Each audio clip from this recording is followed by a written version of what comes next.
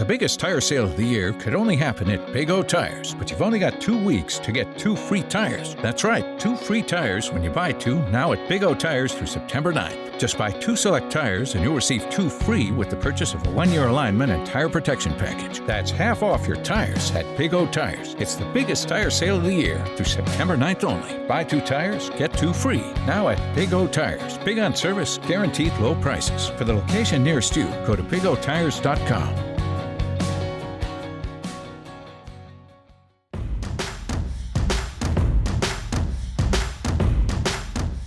Today's SportsBeat KC is a Facebook Live that occurred at our sponsor, Big O Tires. The A-Team of Brooke Pryor, Vahe Gregorian, Sam Mellinger, and me, Blair Kerkhoff, were in Independence to talk Chiefs.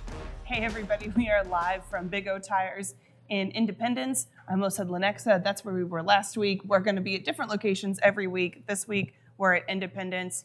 I'm Kansas City Star Chiefs beat writer Brooke Pryor. I've got Blair Kerkhoff to this side, Vahe right here, Vahe Gregorian, you gotta know his last name, and Sam Mellinger. We're just going over Alex Gordon's appearance last night, but we're actually here to talk Chiefs. And there's a little bit of news, which happened yesterday when we got there for the press conference. You know, it's kind of a sparse room. There weren't many people there, and Ted Cruz, PR director, walks in, and right behind him is Rick Burkholder, the head athletic trainer for the Chiefs. And when you see Rick walk into a press conference, it's never good. The good things are, he's not going to walk in and say, hey guys, don't worry, nobody's hurt, we're all fine. Instead, he walked in and told us that not 1, not 2, but 3 Chiefs were having surgery today. Some more significant than others, some more of a surprise than others. We learned first, Marcus Kemp is having surgery on an ACL and MCL tear with a meniscal injury. Then we learned that Breland Speaks is having surgery. He has an MCL sprain and a meniscal injury. And then probably most surprisingly was backup quarterback Chad Henne was having surgery on a fractured ankle that was also sprained. I didn't know you could sprain and fracture an ankle, but he did, and he's having surgery today in Green Bay by Dr. Robert Anderson.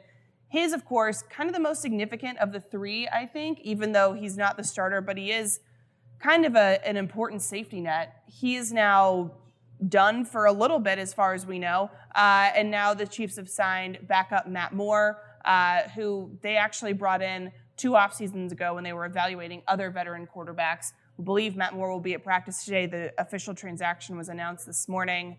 Sam, what was your reaction when the Chiefs announced, hey, these 3 guys are out, and now we've got Matt Moore coming in? I guess a tiny bit of surprise, just because, but that's a me thing, just because I think if 15 goes out, it doesn't matter, But I think they look at Matt Moore and Chad Henne as relatively similar players, guys that may be able to get you through a game, a half, 2 games, maybe if Mahomes sprains his ankle or whatever. But the important thing to me, I've always thought that Chad Henne's value is Monday through Saturday. It's in that quarterback room. It's being a sounding board of sorts for Pat. He's seen a lot in the league, and I've always thought that that's his help, and he can still do that. Yeah, I think you're absolutely right.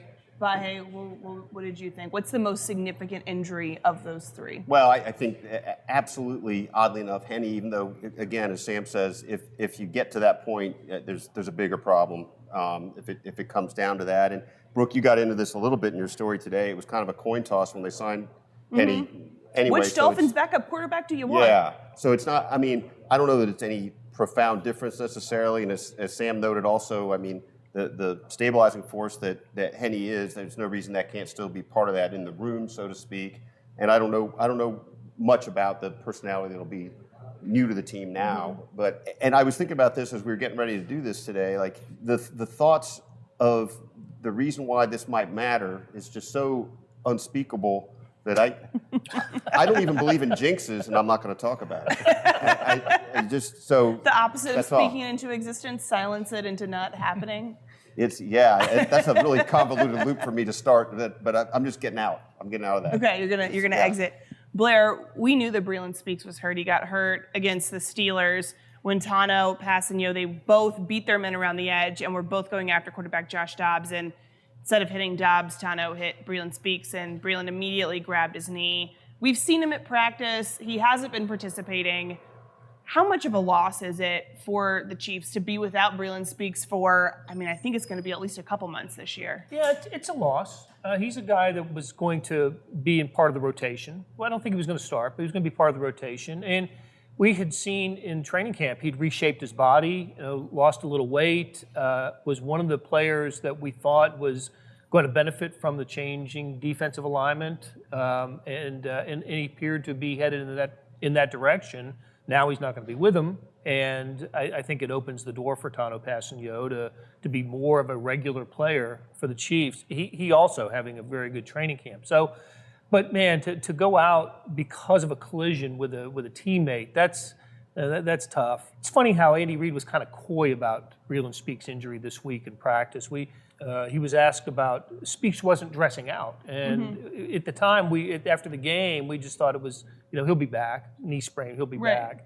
Turned out to be much worse than we believed. And on the podcast, on the Sports Beat podcast yesterday, I rated the level of surprise from the announcement yesterday.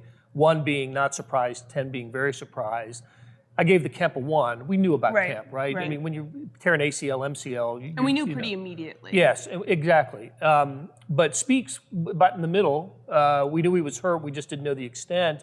But we didn't know about Chad Henne. I didn't have my binoculars on the play where he was hurt, but he gets up from the sack and he's limping and goes to the sideline and he comes out. And so this is early in the second quarter. And Kyle Shermer comes in, and I'm thinking, wow, that's interesting that Andy wants to get Shermer in quickly and finish 2.5 quarters with Shermer and Linton. And I just thought, I didn't think he was hurt. We didn't see on the sideline that he was getting treatment. Right. But turns out he was hurt pretty significantly. Right. Well, especially because Chad Henne, I think, has got even fewer snaps than Mahomes. Yeah, it was sort of consistent with the way it's been, right? So we're like, oh, well, yeah. Another series for him. They want to get the kids the look. But I want to go back to one thing that you brought up, the Andy being coy on injuries. I mean, I heard you laugh he's a little bit of a master at that, isn't he? I mean, he's got the poker face. He's always the going. master. I don't think he knew exactly the extent. Right. And so he didn't want to. He'll never say, could be bad. Stay tuned. Words to that effect. But his understatement now has become an ominous thing. When he's like understating, you're like, I guess he's done forever. His line, I don't know if you guys were there, but his line was, "Hey, I'm not a doctor." Remember he said that? I'm not a doctor. He's not. But look, I'm reminded of last year at this time when we were literally day to day with Eric Berry for 3 months, and you're right. To your point, Blair, though, that's worth making the distinction. I don't think he's being deceptive, but I think he always understates it. Right. Well, because Sammy Watkins' injury wasn't supposed to be a big deal in Cleveland, and then we saw him limping out on his way, I think, to get an X-ray, and then we didn't see him again until, the playoffs? Yeah. It had been a while. And I'm surprised Andy doesn't play the doctor card, what with his mom having been a radiologist and everything. But, I'll say this, though, and I've heard this from other teams, that the Chiefs are the only or one of the few that actually brings a trainer out to a podium to describe an injury. You can't ask Rick Burkholder questions, but at least you get accurate, injury identification. Right. And that's a good. I think that's a good thing by the Chiefs. It's a little bit of a tease though, because he starts, explaining things and be like, but what about this? What's the timetable for that injury? How long is it going to take before he's, back in the form that he needs to be in to play to contribute? And so then we're all kind of left guessing and speculating. And it'd be nice if we could just go like that one extra nugget of information. But it is a step ahead of what I learned from Dr. Mellinger next to me, the Twitter medical degree. It is a lot better than that. Yes. So many people have that degree.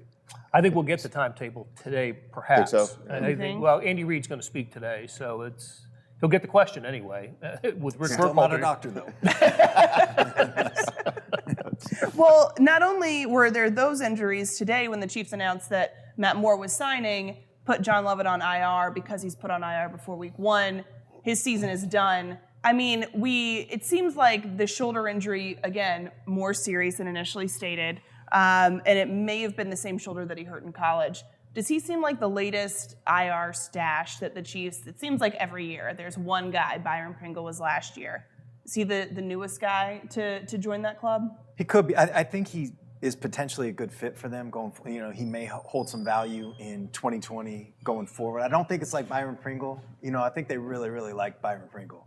I think Pringle was going to make the 53. Had plans for Byron Pringle. I think they've said that, if not publicly, at least, in a way that we're pretty sure Byron Pringle would have made the 53 last year. Lovett, I'm not sure this year if he would have made it. So it's a little bit, a different level. Maybe a little bit like Tyler Bray and his sprained ankle that put him on IR for years. It's closer to that class than Byron Pringle. But yeah.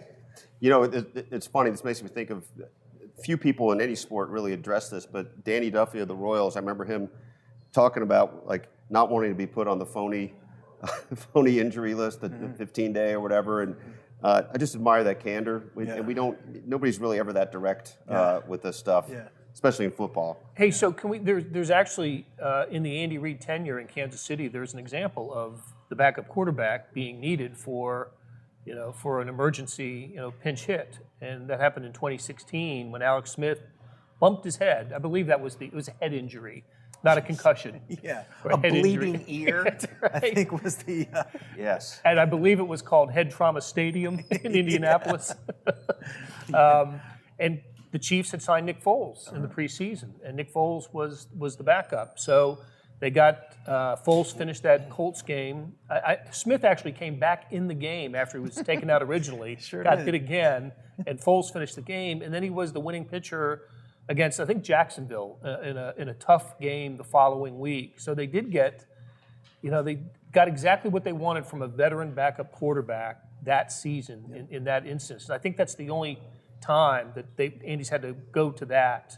There were those 2 other years where Chase Daniel finished a game, but that was because one year Alex Smith was hurt or had the last, was it the kidney or spleen injury, and the other one they had clinched their playoff spot, and Chase Daniel went ahead and just finished the season for him. Yeah. But so Matt Moore comes in and he's going to have a specific role. Be ready for that midseason injury. No kidding. So is he going to play? That was my next Thursday? question. I mean, you kind of need him to, and yet is he ready to? Right. I don't know how you could do that. And if he doesn't, I'm kind of at a loss to sign him this close. We thought when we were talking with Patrick and Eric Bieniemy yesterday, the announcement had just been made that Chad Henne's ankle was broken. So all of a sudden, all of our questions are turning toward well, can Kyle Shermer be the backup? How about Chase Litton? Are one of them going to make the 53? Now it kind of seems like we're back to them fighting for a practice squad spot. So who does this game matter to most, the 4th preseason game? It seems like it could be one of these quarterbacks, but who stands to benefit most from this preseason game? Well, I don't know. We're so focused on the quarterbacks. I do wonder if there's other positions like that are going to be more of a factor in games, right? I mean, I'm not sure who's going to find a way to stand out or who that person is. I really don't know. I don't know who's going to play, for one thing. But I think there's probably other position battles that are going to matter more in the day-to-day. Now I want you guys to tell us who. Well, let's stay on the quarterback for a second. I mean, I think Shermer and Linton are going to get all the snaps in Green Bay, and I wouldn't be surprised if Shermer starts because he was in before Linton on Saturday against the 49ers. And he's been taking the third-team reps more than Linton has in practice. And I thought he looked good, actually. He had a touchdown drive, the one that ended with the Pringle touchdown. That was Shermer, and took him down the field. It was a 97-yard drive, I believe. And Shermer's surprisingly impressed me. I didn't expect much from him. You just thought, he and, there's a family relationship there, maybe doing Dad a favor. Shermer I think he's outplayed Linton. Their stats are pretty similar in the preseason. One's 21 for 36, the other's 19 for 36. Linton's thrown a couple touchdowns, but he's also thrown a pick. I think, but just kind of the eye test. Yeah. I think Shermer, Linton's got the great arm. He does. He's got a terrific arm, but I think Shermer's just been a little bit better. I think that if this preseason game is part of it is about if we're going to pick between those two, I think Shermer's the one that's going to get the call. They can't keep both of them, right? Like that would be a major surprise. Right. You wouldn't keep them. It's is it 4 running backs or 3? Carlos Hyde. Right. Basically. Is it 9 offensive linemen or 8? Yeah. Right. 6 receivers or 7. Yep. I wonder too. We talked. Maybe this was so far back it was in St. Joe, but I've always wondered about Xavier Williams' spot on the 53, and I wonder if Breland Speaks makes it easier for him. That maybe makes this week and going forward a little bit more important for him. Maybe opens the door a little bit if it was 10% shut or whatever. Well, so let's get to a couple questions related to that. Brian asks, with Speaks likely out for several weeks, I'd say several months, and Saunders developing slowly, does Veach now try to trade for another defensive lineman? I wouldn't think so. I don't think so. I still think they've got depth there. Right. They've got Justin I think Hamilton and Xavier Williams. There are other positions Right. for which a trade would be more likely. But one point here, much like I guess I said the same thing after Pittsburgh with Marcus Kemp going down. Those are the 2 positions of depth. And I think that losing Speaks for a while, and like he says, like Colin Saunders, but maybe it makes it a little bit more difficult, a bigger bite to trade from that position. So not only would he be evaluating a trade, but a couple people have mentioned that this morning, the Vikings released Bene Benwickery, whose nickname, according to Pro Football Reference, is Big Play Bene, which I had not heard of until right That's now. strong. He has, in his career, he's played 54 games, has 3 interceptions. He was with the Panthers for 3 seasons, Cowboys for a season, and then spent 2018 with 2 different teams, Arizona and Oakland. He played 11 games in Arizona, 4 with Oakland. And So he makes big plays. That's a lot of teams too. that's a lot of teams. He's bounced around a bit. Which one carries the most weight here? Is there a reason he's on a lot of teams? I mean, I remember him when he was with the Panthers. I can't tell you that I remember much after that. But you know what? Matt Moore was a backup for the Panthers. So, hey, let's just add some more guys who played Instead of for just Carolina. recycling old Chiefs, Yeah. bringing in. I don't know. Do you Panthers. guys want to make a call for another old Chief that they could bring in, and then maybe he'll appear at practice Yeah, who's this afternoon? old Chief of the week? DeAnthony Thomas. Wait. I got nothing. Zombo? No. The corner is the position that cornerback's the position where I think that if they're going to trade for need, like they did last year with Charvarius, the trade that brought Charvarius Ward here, I wouldn't be shocked if we saw something along those lines. I go into this last game thinking players like Mark Fields and DeMontre Wade, Rashad Fenton, although they'll keep him because he's rookie draft pick. But I think we're going to see a pretty good. If the Chiefs don't already have their 53 in mind today, I think that could be a battle for a final last impression. Where are they with Claiborne? He played some of the 3rd preseason game. That was his first action. You have to think he's going to play in the 4th before he goes to his 4-week exile. I think they'd penalty let box. it fly with him. Yeah. He might play a lot. Yeah. There's no reason not to. Right. Yeah. He'll go to the. He'll be the most veteran guy on that field. Right. By Goes a to lot. the penalty box for a month, and so that's the Chiefs will keep a corner that they'll probably end up. Can't practice. I mean, that's important. Yeah. Right. Yeah. Yep. So I think does that mean that they end up keeping both DeMontre Wade and Herb Miller? Because who else? Who else are you going to keep? Right. I think Herb Miller has done enough in preseason to be strongly considered for the 53 as an undrafted free agent. So that's one to. Again, that's just to me the cornerback position is one to. If you're looking for things to watch because you're not seeing the starters play, it's watch for corners, watch the quarterback play, obviously, tight end. Did they go right to Herb Miller when Breland got hurt the other night? Yes. I think so, yeah. He Yeah, was the Herb first Miller guy was in. the first one And they also. moved guys because, as Blair noticed during the game, was it Charvarius that was on the left? Or Yes, they switched sides. Right. Rashard Breeland and Charvarius Ward switched sides to start the game. I don't know if that's just to get them acclimated to if that happens in a game, but I just thought that was interesting. And then they switched back when Breeland went out and was Yeah. hurt and brought in Herb Miller. Yep. So one question that I have that's topical, I guess, and who doesn't love talking about jerseys and gear and all that stuff, but Oakley is now the official partner or sponsored by. Their visors are now allowed on the field during games. And we saw Patrick Mahomes practice with a visor, take it off, put it on again, take it off again. I think we're going to see Mahomes come out with a visor week 1 in Jacksonville.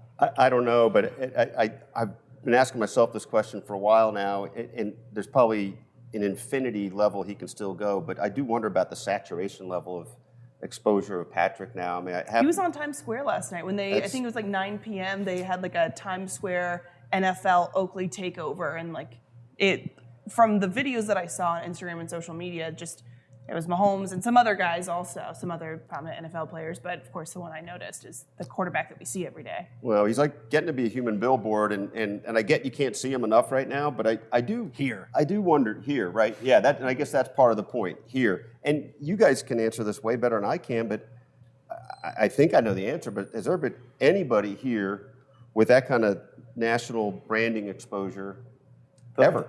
The last time, I think, with the Chiefs anyway, that was close was Tony Gonzalez.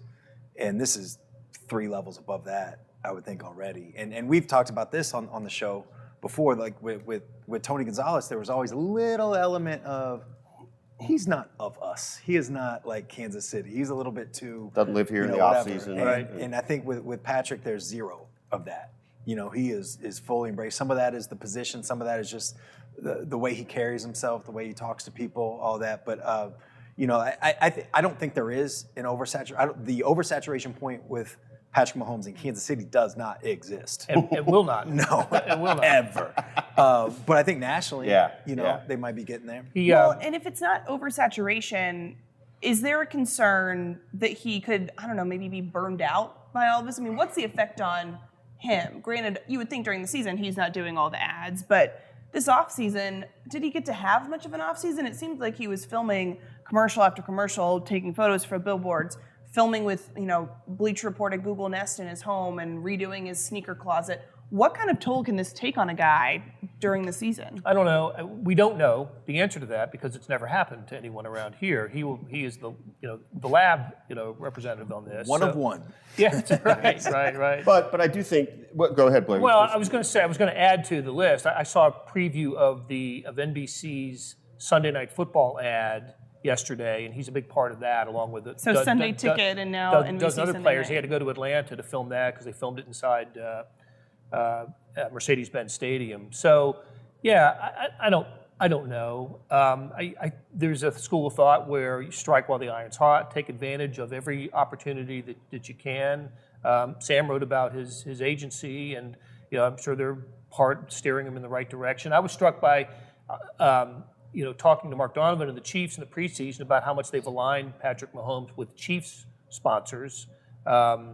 He's doing he's the pitch man or the spokesperson for a lot of companies that also advertise with did so with the Chiefs before Mahomes was who he is now. So it is he's out there. He's out there, man, in a big way. Well, Alice brings up an interesting point in the Facebook Live comments and says, I don't think it's good for the game or the players to make these guys into human billboards or human gods. It leads to fans going nuts when they make decisions like Luck did this past weekend when he decided to retire. It makes people think we own them. That's interesting. Which is kind of an interesting point. I hadn't thought about it from that perspective. I both agree and disagree with what he or she Alice, with what she said. I disagree that it's not good for the game. I think that's part of the reason to do it, to create these personalities that people can connect with. I think that's fundamentally good for the game. The second part I wholeheartedly agree with, that it does create, not for everybody, not for all fans, but for some that we do own them, that we are entitled to something. And that he owes them. Yes. Right? Mm-hmm. I think part of that, I don't want to get in a whole big thing, but part of that we saw when Andrew Luck is walking off the field the other night. Right. He's getting booed. And that was in the moment. I do think that a lot of those fans, if not all of them, would like to have that back and would react differently today with some time to think. But that's a symptom. That's a symptom. It does create something. I think she makes a really good point about that. Mm-hmm. Well, we're in a different time with different fans have, maybe this is the right way to say it, but fans can interact with players in a way that they didn't before. Social media. Social media is a way for an audience or fans to react to athletes or celebrities or people in the public eye. And what we saw with Andrew Luck was totally, you're right, in the moment. I've heard the day after the Andrew Luck announcement, I heard so many people say, well, that's not how Indianapolis that the vibe in Indianapolis the next day wasn't that. Yeah. Wasn't we hate Andrew Luck. It was more of an appreciation for his 8 seasons in Indy. So, but I go back to I did a story last week, and we all talked to Patrick, up in St. Joe. It's different for him now, going around in Kansas City, and he can't just wander into a restaurant or a game. It needs to be set up and structured, and I don't remember that ever happening for a Kansas City athlete. Well, even at the sports commission dinner, that's right, which was unusual. Patrick was honored by the Kansas City Sports Commission and had security guards with him. Yeah, flanking Wow. him, both Flanking him, and not. And that's like a controlled dinner that you had to like buy tickets to, right? Yeah. And this was for a VIP type of setting. It was a dinner meeting, and so he had both guys that we see often at Arrowhead Stadium with him. Well, And part of the go ahead, Brooke. No, you go ahead. Well, just part of the reason for that also is Patrick's people will tell you that if he doesn't have somebody saying no, he'll be there the whole time, and that's a real thing, right? So it's my understanding that his longtime girlfriend Brittany Matthews is a naysayer, and that his brother Jackson apparently doesn't mind telling people to buzz off. You need to have people like that around And you. because he would just stop and talk to everybody. Right. That I think is very. Sign every autograph. Yep. Yeah. He just is that pose for every photo. He just seems like that kind of dude. Well, it's funny. I was at Popeyes after practice last week, as you do. The chicken sandwich is really good. That's a free plug. Go get it. But we were eating and noticed, a couple Chiefs players ended up walking in, and so then we started to joke, who's the least likely Chiefs player to walk in? Obviously, it's Patrick, because the guys who came in, when we walked in, Chase Linton was in the dining room and kind of popped his head around. I don't know if he had just seen or if he had looked at the line and said, no way is he going to wait in that. But then Damian Williams came in, and then McCole Hardman, and then Bashad Breeland. Nobody paid them any attention. I mean, they were just like regular dudes waiting in line. Nobody said anything about anything. At the end, while they were waiting for their food, because there was a 30-minute wait between ordering and getting the sandwich, very high demand. At the end, some people started to kind of go up and notice and be like, hey, aren't you? And can I get a picture? But for the most part, nobody paid them any mind. But can you imagine if Patrick Mahomes had walked in there? Popeyes was already pandemonium. It would have just been chaos. Yeah, well, that's his fault. Yeah. There's been many quarterbacks that have played here, and they can go get their sandwich whenever they want. I've heard it said, though, from pro athletes that I've known that Kansas City is it's friendly toward the pro athlete here. That you don't get bothered in the restaurants. People are polite enough to wait until after you've eaten to approach you for a photo. I was in Q39 a couple years ago, and Travis Kelce was there with a group. We were sitting right next to him, and people knew he was there, and people kind of gawked a little bit, but they left him alone the entire meal. And when it was over, a couple of people came over and wanted autographs, and he was great with it. And I just thought that, at the time, Kelce was he was a popular guy, really popular guy, but in a popular restaurant, and people left him alone. I don't think that would happen with Patrick Mahomes. Well, no, I mean, you have news stories about where he lives and, his house and his address being published, and that kind of thing feels very LA, where, you have a tour of the stars' homes. I think in Kansas City, there'd be like 3 homes on that list. You made me think of drive back and forth in front of Patrick's house. The experience we had last year with him at the hospital when he was over at KU Med. I mean, it had to be 1,000 people, by the way, who were all in the medical profession, and there seemed to be maybe a work stoppage for a little while Patrick there wasn't enough stop bleeding. Hold up. And I'm teasing. I'm sure everything was well attended to. But there sure were a lot of people that you don't have to go to KU seemed to be on Med. break at the same time. Actually, I do go there. So well, you may have to wait a while next time. Yeah. Well, it's just a human reaction that it was pandemonium, to use your word from earlier. Yeah. And that was like 4 games into his career. Right. Yeah. That was a crazy day.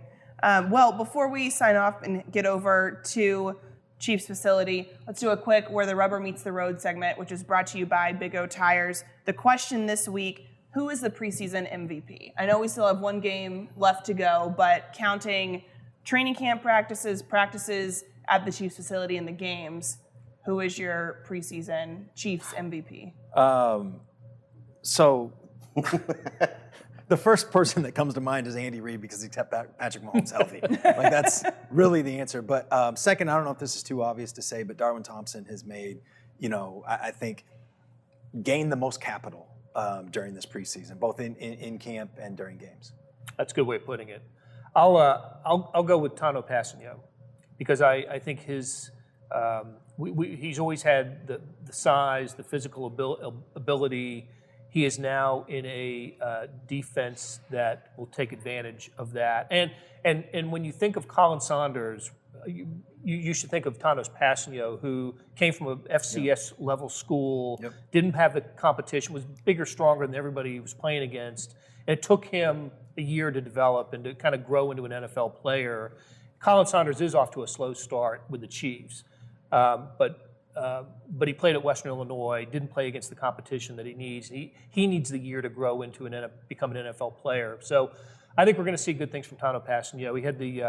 He's had one sack, I think, in the preseason, but has been a disruptive guy, and it's a nice thing happening to a good guy.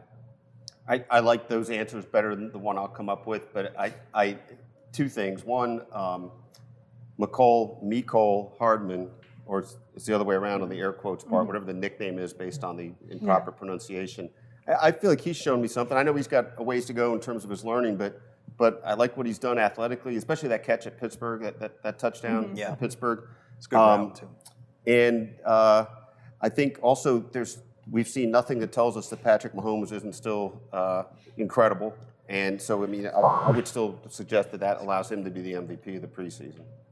Well, five series for Patrick Mahomes in the starting offense in the preseason. I bet Andy Reid's never had a preseason where he had his starting quarterback play just 5 series. And how many, like 14 passes total? No, a little more, maybe 17? 19. 8 to 10, and then, 14, and then 9 in the previous 2 games. 203 yards, 1 touchdown, no interceptions. Did you look up his numbers from last preseason? No. Well, but we know he played the entire first half in preseason game 2, and he played into the third quarter in preseason game 3. Yeah.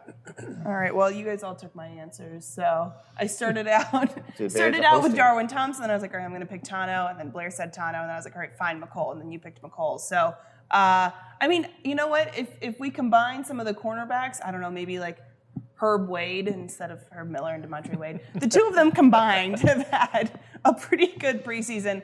I think Demontre Wade was kind of the training camp darling. It was the surprise at corner. Early on, for sure. Right, and now he's kind of faded, and now we've seen Herb Miller come up and have a pretty good, he's been performing well under the lights, which I would argue is more important than being kind of the flash early in training camp. And I think one of those guys has a good chance to make the roster, maybe both with Mo Claiborne's Mo Claiborne's suspension to start the season. So, can I say one more? I think Reggie Ragland has looked faster and quicker this year. And I don't know if that's health. I don't know if it's scheme. I don't know if it's both. But he looked kind of out of place at times, just whiffing on tackles and slow to get over. And look, it's just preseason, but he looks a little bit faster. I think so too. Well, on that note, we're going to sign off from here. Practice starts in about 20 minutes, just down the road from us at Arrowhead at their practice facility. So we're going to sign off here, get over there so we can see if Mahomes, has a visor, if Matt Moore is practicing, and other fun things from a fast Tuesday. Normally be fast Friday, but this is their last practice before the 4th preseason game. We'll be back in Green Bay, maybe in the car from Green Bay to Milwaukee sometime late Thursday night. So thanks for tuning in, and we'll see you guys soon.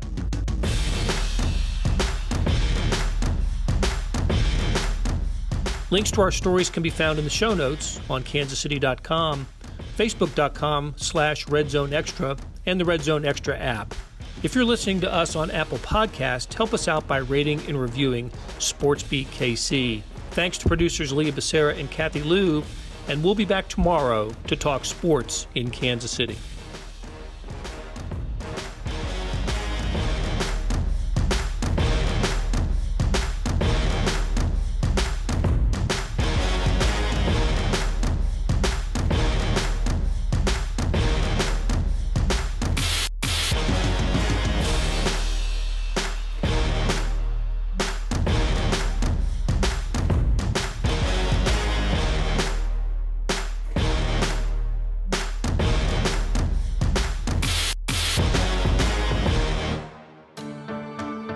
Hey, it's Blair.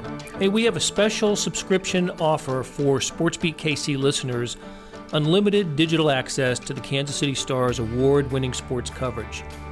Sign up now for 1 year of Sports Pass for access to all the sports news, features, and columns we have to offer. And it's only $30. That's a 40% savings off our regular rate. For your convenience, your subscription will automatically renew after the initial term at $50 unless you tell us to cancel. A lot of subscription services won't tell you that. They'll just sneak it on there. We just told you. Your subscription helps support the sports coverage of kansascity.com and the Kansas City Star. Please visit kansascity.com/sportsbeatkc offer to get this special offer. And as always, thanks for listening.